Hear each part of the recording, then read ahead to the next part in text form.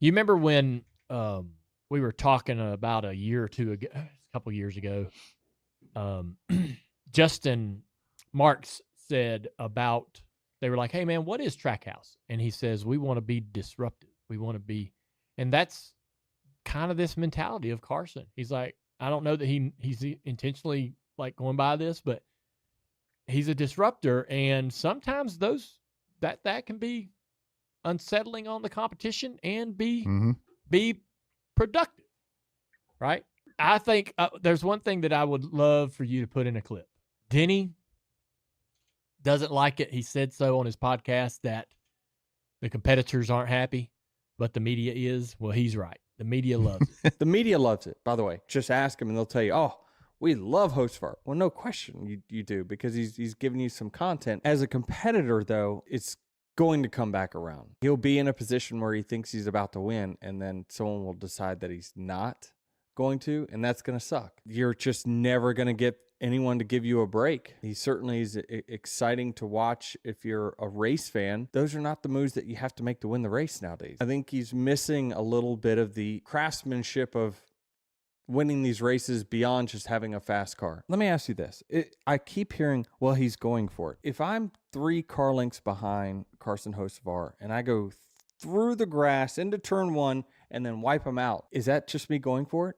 Or is that me being an idiot? An idiot. I think we have to stop using it's just going for it. I almost hate that we're bringing more attention to it, because it's just, I think he likes that. This is, while I know that this is a big, massive thorn in the side of any of the drivers that are in this guy's wake, it is great for the sport to have at least a couple guys out there willing to shoot the gap, willing to try to make a hole where there's not a hole, willing to try to, kind of like, Brad Keselowski at Texas, right? When he drove through Jeff Gordon and they end up, Jeff flat. Very similar situation. Brad was that guy back then. He was going for the hole. He was going to take, he's going to go for it. And it pissed people off, and it it spilled out onto pit road, and we had that incredible scene. And this is who Hocevar is, and our sport badly needs a couple guys like that in the field. Mm-hmm. Oh, it's so good to have him. So badly. I mean, you got drivers nervous if they see him around, because they're like, oh, is he going to? Well, I think that, we listen, and we know he can do it. We know he can clean it up. You know why? We watched that truck race where he's teammates to Busch. And what did he do? Pushed him. Nothing. Yep. Right? Yeah. He pushed his teammate to the win. Then to the duel. Yep. Into the duel, too. Nothing. Just, so we know he's got some common sense in there. He knows how to do it right, do it clean, or whatever you want to call it. Then we go and watch that clip here.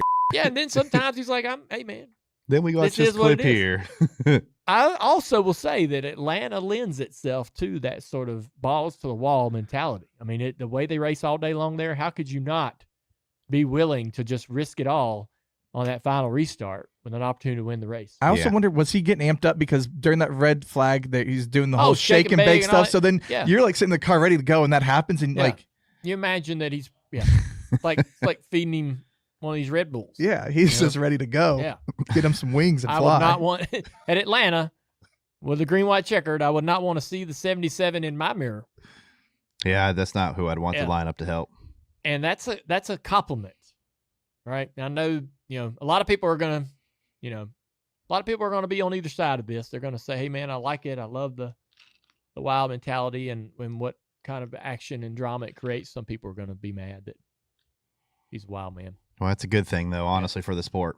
Yeah. I did see Denny's tweet where a fan wrote to Denny about Denny's complaining about Hocevar's antics on the racetrack. And this guy says, same old story. Old dog doesn't like the puppy.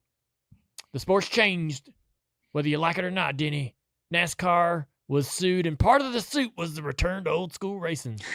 Now you're not happy. And Denny says, puppies are great, but they on the bed. What are you supposed to do? Lay in it, or tell the dog to tell the puppy where to where's the right place to take a dump? Yep. I love this thing. See, If we don't have Carson Hocevar, we don't get this. We don't get this. Yeah, because we lost Yeah. We don't Ross. get social media Denny Hamlin. Yeah, it's also good Denny too. Like Yeah. Denny, yeah, it's pretty funny.